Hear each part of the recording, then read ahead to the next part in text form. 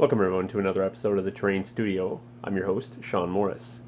Tonight on Terrain Studio, I have for you an update on the Flames of War project that I've been working on. Before you'll see the Back to Basics tiles that I've been working on.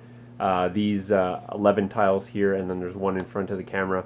They've been the tiles that I've been working on thus far, so I've assembled those over the last couple days, and then I've gone to doing the actual drawings on each of the tiles themselves. I'm just loosely basing it on an image that I got from the Close Combat series. I have that paper right here in front of the camera. Let's show you guys that.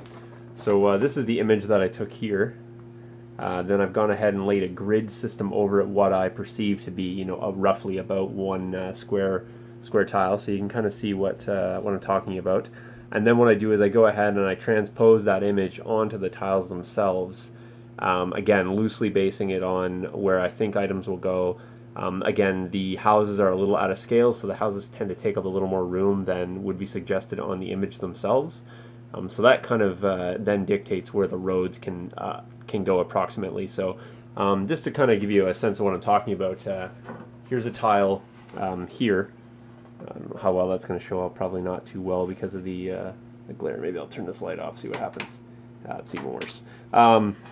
So basically what I've done here is, obviously these are trees, and then I've approximated where I'm going to put some bushes in, and then this scraggly sort of squiggly line here is actually going to be a small stream. And then over here you can see a corner of a building.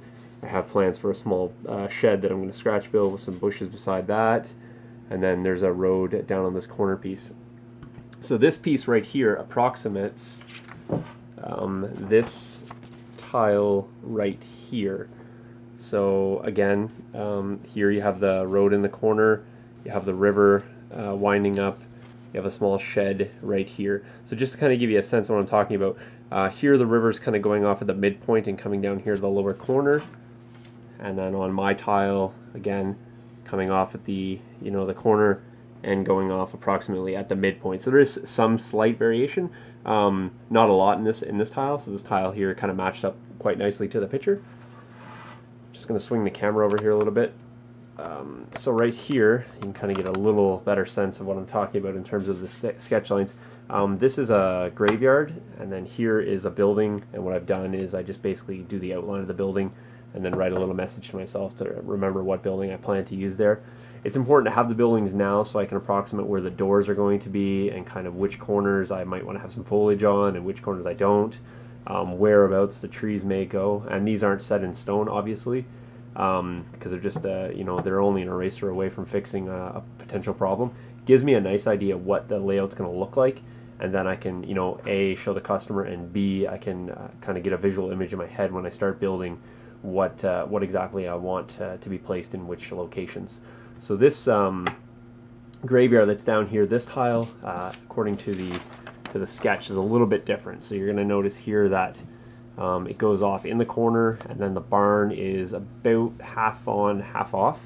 Sorry, not the, I'm using a barn, but this building here, and then the road kind of goes corner to corner. Mine's slightly different. It does go corner to corner. My building's a little more on this tile, and my graveyard, in a sense, is about the same. It's just got a slight change. Mine is not quite as wide as they show on here. Sorry, mine's a little wider here and a little less in the depth area. So just a slight change there. And then they've added a tree here at the base corner. I've moved that up a little bit to move it off the corner just to get it on this tile. And then I've added in the the bushes that they've suggested here. And this is just, again, giving me a rough idea where I want to go with the project, and gives me a really good starting point. So the tiles that I've shown you over here, apologize for the squeakiness of the tripod, but those tiles there, they've all been drawn to this point, as well as the other two that I showed you.